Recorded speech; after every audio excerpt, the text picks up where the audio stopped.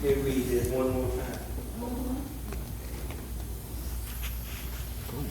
Then his Lord, after that he called him in, said unto him, O thou wicked servant, I forgave all that debt, because thou desirest me.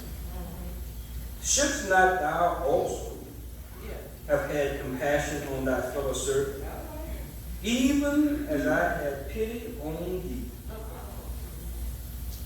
And his Lord was wroth, angry, and delivered him to the tormentors, till he should pay all that was due unto him.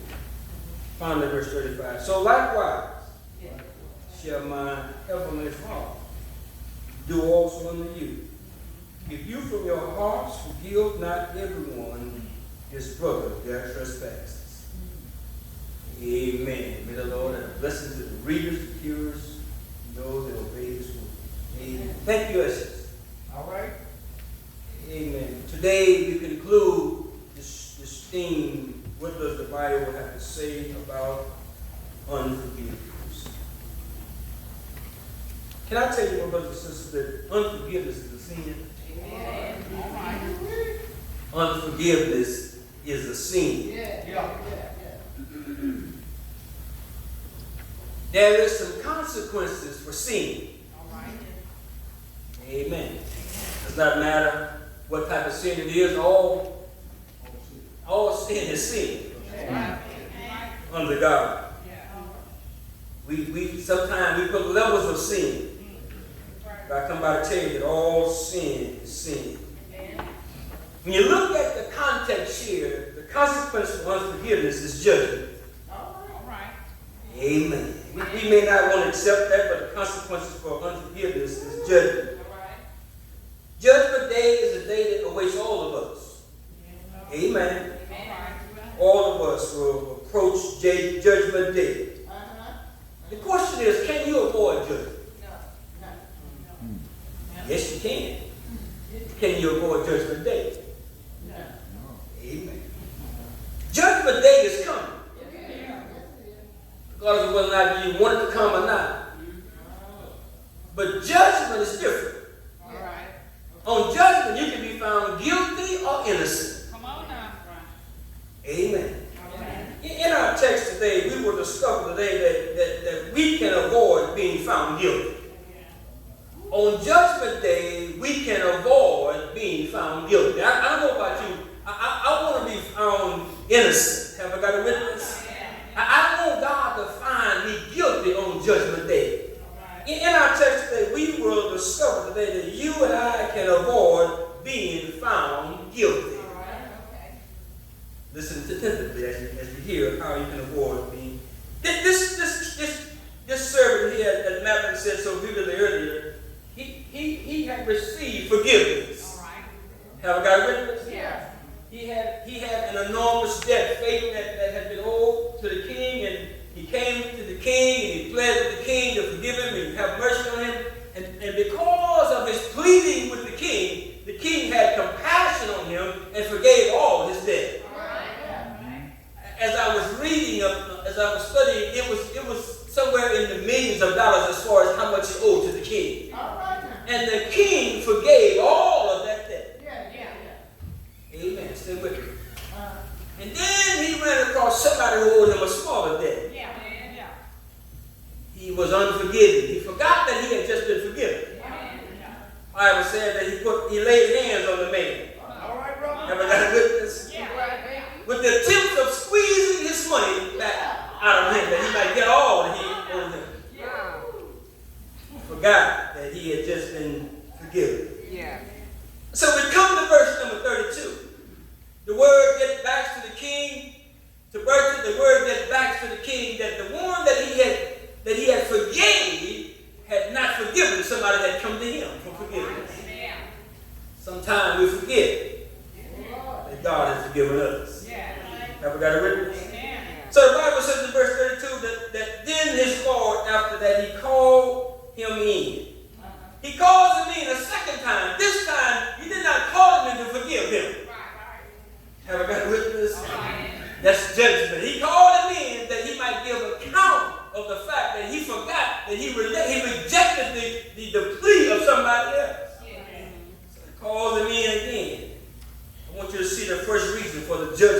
wicked servant.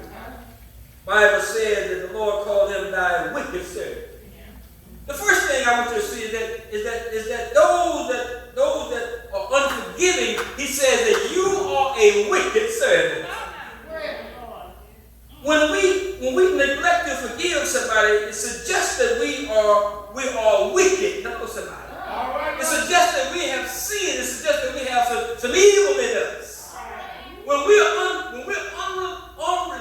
don't want to forgive somebody, it says something about our relationship with the Lord. I didn't say it, man. It's in the text right there. Y'all see that? Amen. Then his Lord called, after that, they called him in and said unto him, O thy wicked servant. One of the reasons we forgive is to avoid sinning against God. We said it one more time. One of the reasons we forgive is to avoid sinning against God. One of the reasons we forgive is to avoid sinning against God. One of the reasons we forgive is to avoid sinning against God. This servant's master called him wicked because he was unmerciful. He had received mercy, Roderick. He had begged for mercy. He had pleaded for mercy. And because his master had compassion in his heart, he forgave him. All right, brother. Here he was, failing to forgive somebody else. The Bible teaches us that wickedness is a trait. Wickedness is a trait of someone who is not mature yet. All right. Evil is a trait of someone who's not mature yet. Now, I'm not talking about perfect, but evil is a trait. Sinning is a trait of someone who's not mature yet. And certainly we don't want to sin against God. We want God, listen, we want God to bless us. And so today I want to share with you that you can avoid the judgment. All you got to do is forgive somebody else. This servant was reluctant to have mercy on someone else. He rejected someone else's asking for forgiveness. He turned his back on the plea. The very thing that he had received and experienced prior to this, he turned his back on somebody else asking for forgiveness. Can I tell you that this servant was duty bound to forgive? He was duty bound. He was duty bound to show the same mercy to this debtor as the king had shown to him. Amen. Let me say to us, we have an obligation to forgive somebody. Amen. Amen. Amen. We're duty bound to forgive. I want to share with you. I don't want you to cut your blessings off. Amen. Come on now. See, we cut our blessings off, and we don't think I'm sorry. We don't think forgiving somebody. We don't think none of that is important. But we can cut our blessings off by not forgiving somebody else. Listen, folk hurt us every day. Y'all. Amen. Folk, and we hurt folk every day. We say the wrong things. We do the wrong things. Folk hurt us in certain ways. Have we got a witness? We will be hurt in life. Amen. We will hurt somebody. Amen. The first reason for the judgment on this servant was because he was a wicked servant. When we're unforgiving, that's wickedness, amen. Pastor, I'm not wicked. Well, have you really forgiven somebody? Do you still hold it in your heart? Have you got a witness? Because unforgiveness, listen, forgiveness is from the heart. It's from the heart. You'll see in a minute, it's from the heart. So the first reason for this judgment was that this servant was a wicked servant, according to the king, the master. He said, the Lord said, O thy wicked servant. The next reason I want to share with you for his judgment was that the fact that of the master's forgiveness. What does that mean? It means that since God has forgiven us, we have an obligation to forgive somebody else. Look at verse 32b. Y'all see if you haven't closed your Bible, look at verse 32b. Verse 32b says, I forgave thee all that debt. Because thou desirest me. Verse 33. Should not thou also have had compassion on thy fellow servant, even as I had pity on thee? Amen. So the second reason is because of the master's forgiveness, because of God's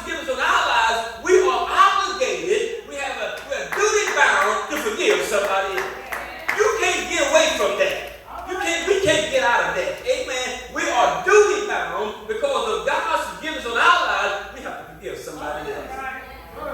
Y'all see that in the text? Look at the master. He says in verse 32b, I what? I forgave thee what? Not some of the debt, not a few of the debt.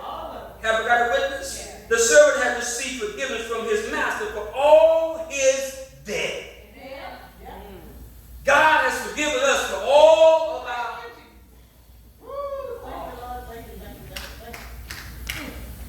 Let me think about something. We've received forgiveness from our master in God through Christ Jesus.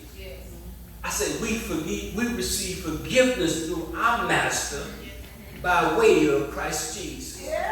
That's why Jesus went to the cross for our sin, that we might be forgiven. We receive forgiveness from God, from our master, through Christ Jesus. I said we receive forgiveness from our master through Christ Jesus. That's why he went to the cross, that our sins might be forgiven. And so now we are duty bound, we're obligated to forgive one another.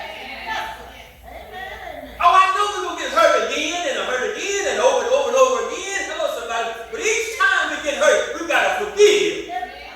How many times have you hurt God over and over and over and over again? How many times are we still hurting God over and over and over again, and God still forgives us? Every day we wake up, that's a way God has forgiven us because he could have cut us off on last night. Every day God gives us new mercy, new grace. Every day. Look at the master. He says, I forgave you. All that debt. Great as it was, he did not owe a penny. Great as it was, he did not owe a penny. When God looks at us now, he doesn't see our sin. He sees the blood of Jesus covering us. We don't owe a penny anymore because Jesus' blood covers us. He paid it all. And when God looks at us, he sees the Son. Look at the text. He says, I forgave you all that debt. Why? Because you would. You asked me to forgive you. You pleaded with me to forgive you. You got down on your knees and you came and said, have mercy on me.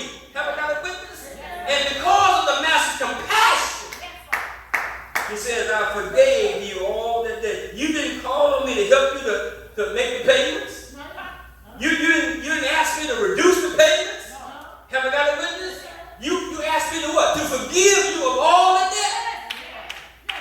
I wish I had a witness in the building. You did not ask me to give an extension to pay the debt. You just said forgive me. And because of that, I forgave all your debt. You didn't know nothing. Because of my compassion and love, I forgave your debt. Look at God. Because of his compassion, he forgives us every day. And let me just say to us, we need forgiveness every day. I thank God every day for his forgiveness. I thank God every day for his mercy. I thank God every day for his grace. I'm trying to share with you that just like this master, we have a master who forgives us day after day after day, every day. Hello, somebody. And all he says is that I expect you to forgive somebody else when they don't even have to ask you for forgiveness. Have I got a witness? Just forgive them anyway. Then he says in verse 33, because, listen, look at the masters. He says in verse 33, he says, should not thou also have what?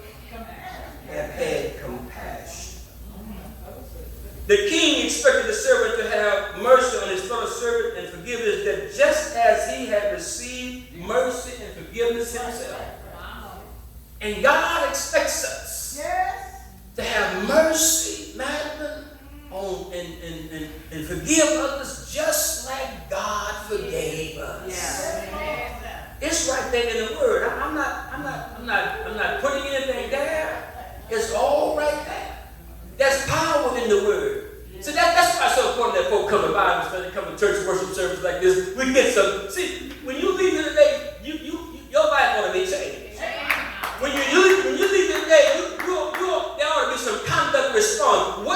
do about what I've heard today? Should I keep on holding that stuff in my heart, or should I just let it go? Should I forgive? Do I want God to forgive me or continue forgiving me? Should I hold on to it or what? The decision needs to be made when you leave here today. We've seen the first reason for judgment. He was a wicked servant. We've seen the second reason, because of master's forgiveness. That's why he should have forgiven the person that came to him. But I want you to see verse 34. Verse 34 is the judgment. All right. Y'all look at verse 34. Amen. I said to you earlier, from the onset, there's judgment for unforgiveness. There is judgment on unforgiveness. The verse 34 says, and his Lord was wroth and delivered him to the tormentors till he should pay all that was due unto him. The Lord was wroth. Let me just stop right there. All right, brother. Wroth means provoke. Wroth means angry. Wroth means enraged. And the text suggests that the Lord was enraged. The Lord was angry. The Lord was provoked because of his reluctance to forgive somebody else. Let me just say to you that God gets angry when we don't forgive somebody else. God gets angry when we hold that stuff in our heart against somebody else. God gets angry. He doesn't rejoice when we have this type of stuff in our hearts against somebody else. The text says here the Lord was wroth, which means that he was provoked, he was angry. Likewise, we made God angry when we have been extended forgiveness and we refuse to do the same thing to somebody else. Amen. God gets angry when we've been extended forgiveness and we refuse to forgive somebody else. God gets angry. And let me tell you, we don't want to make God angry. God holds life and death in his hand. Have we got a witness? Amen. Everything that we need comes from God. He's our resource. He's our source. Why do we want to cut off our source? He says, likewise, we make God angry when we've been extended forgiveness and we refuse mercy. This servant, because of an unforgiving spirit, was turned over to the tormentors and imprisoned for his death. Wow. You see that? Yes. He was turned over to the tormentors and imprisoned for his death until he paid. Yeah. By not forgiving as he had been forgiving, he incurred a new debt. Wow. Y'all see that? Yeah. He had been, Sister Mary Ann Hemphill, he had been delivered all of his debt. But because he refused, he had now incurred a new debt. Y'all hear what I'm saying? I said because he refused, he incurred a new debt. Let me see if I can help us. When believers forget their own divine forgiveness by God and refuse to extend him of forgiveness to fellow believers, the Lord puts us under such tormentors. Let me just say to us, some of us right now are under torment because of unforgiveness. Tormentors can be stressed because we're unforgiving. You may not believe it, but some of the reasons why folk are so stressful right now is because they're unforgiving. Somebody has hurt them. Hello, somebody.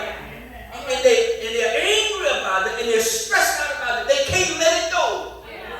It's eating at them. Hello, somebody. They can't worship good. They can't worship the Lord like they should because they're stressed. They still remember how hard it was. They still remember how they hurt them so to the core of their heart. They still remember that, and it stresses them out. God turns us over to the tormentor. Have we got a witness? The tormentor can be hardship. There's some folk right now going through some stuff. They're struggling to make ends meet. They can't stay above the water because there's unforgiveness in their hearts. And God has turned them over to the tormentor. So here they are struggling.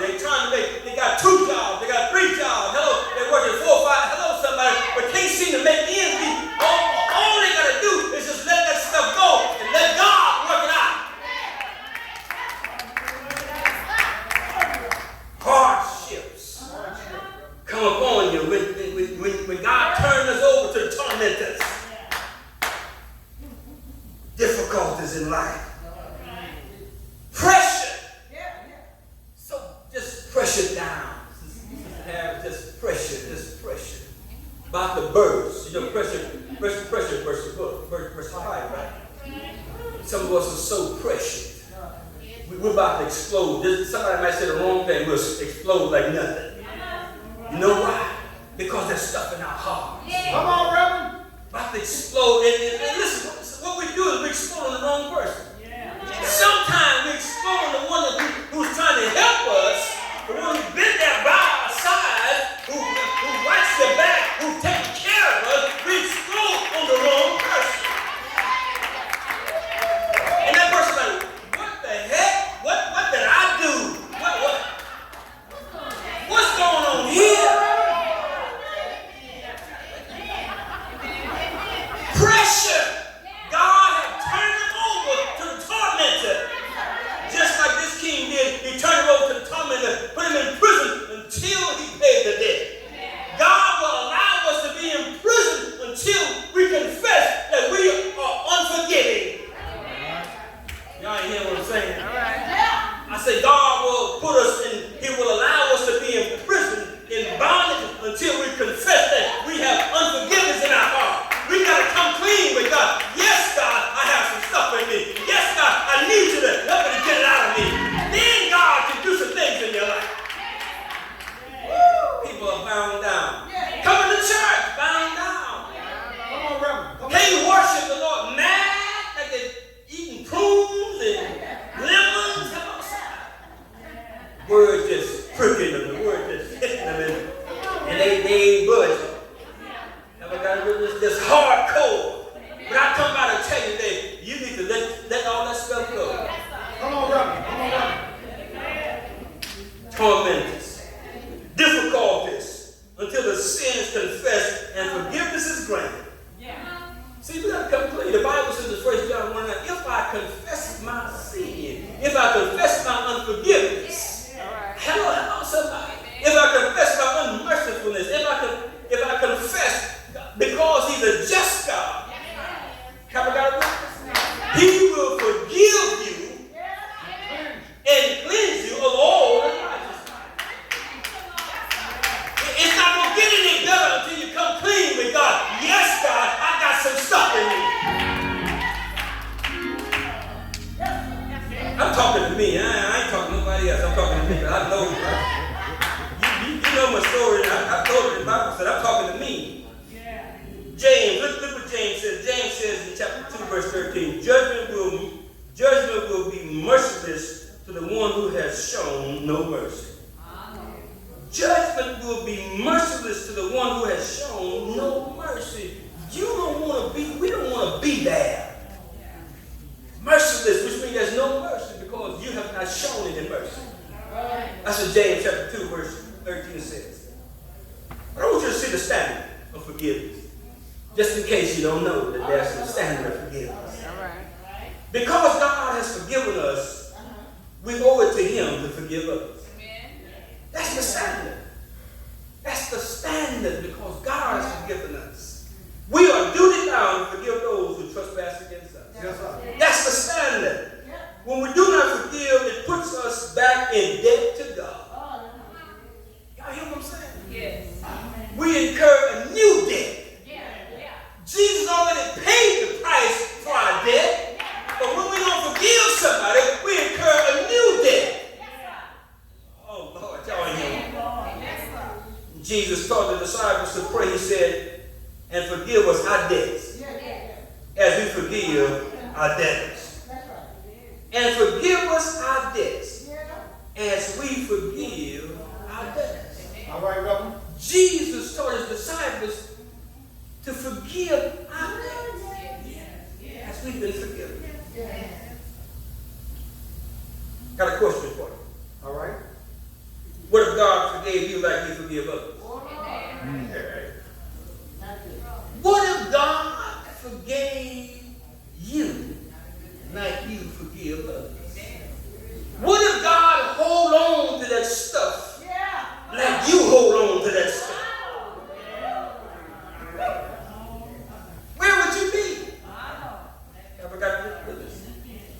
Would you be forgiven? It's amazing how sinful man desires to enjoy the forgiveness of God while all alone refuses to forgive others. Let's say that one more time. It's amazing how a sinful man and woman desires to enjoy the forgiveness of God while all alone refusing to forgive others. We want God, Sister Smith, to forgive us.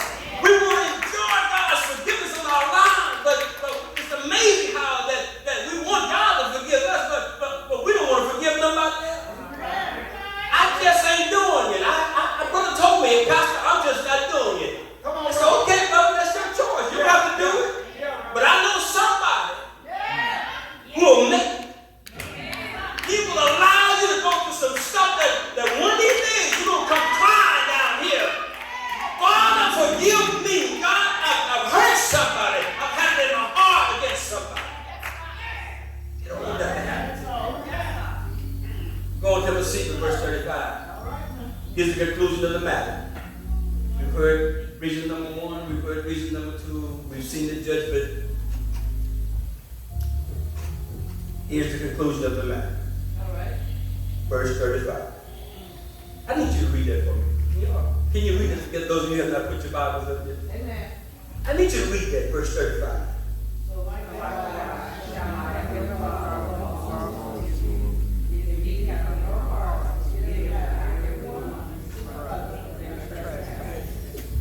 Y'all see the phrase, so likewise? What does so likewise mean to you? Just like this servant. Now, Jesus talking to us right here. He's talking directly to us, Brother Chan. He's talking to us. He's talking to us. Sister Jenkins, he's talking to us. He says likewise. So likewise.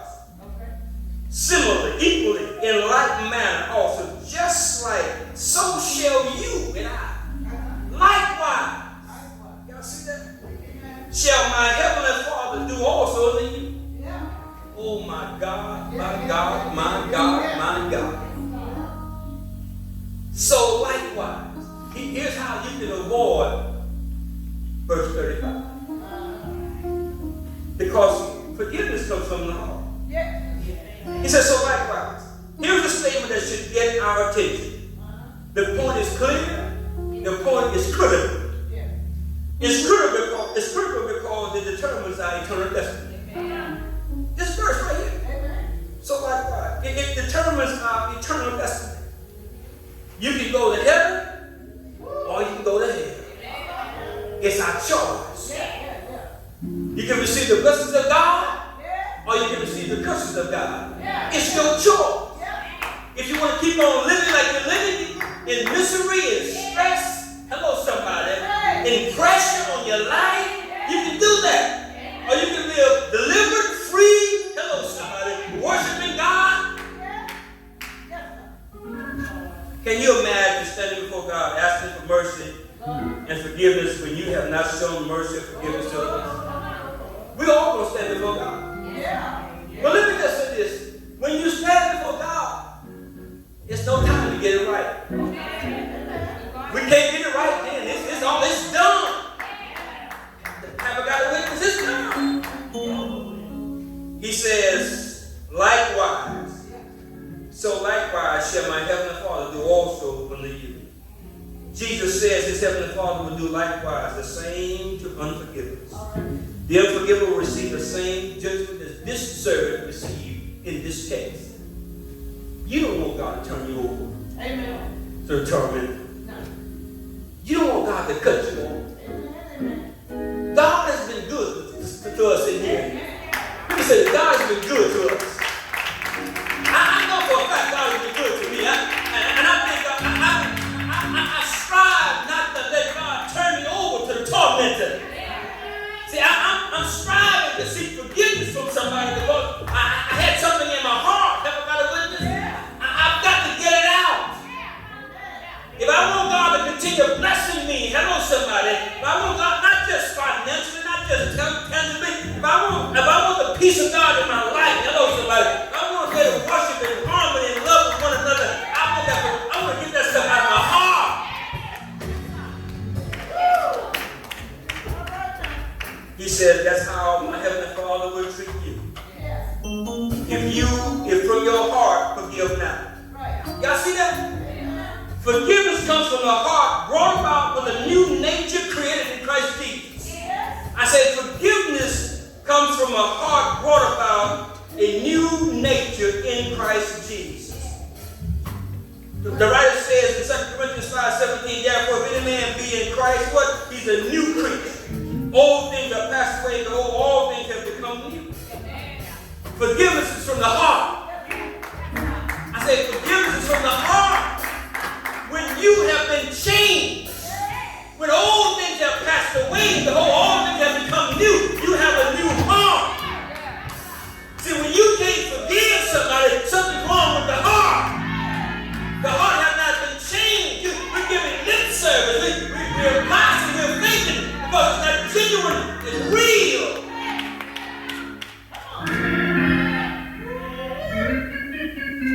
Forgiveness must be real. Sincere, not pretending, not fake, not merely an outward expression. It has to come from the heart. Believers are expected to reflect God's forgiveness. I say we are expected to reflect God's forgiveness. We are.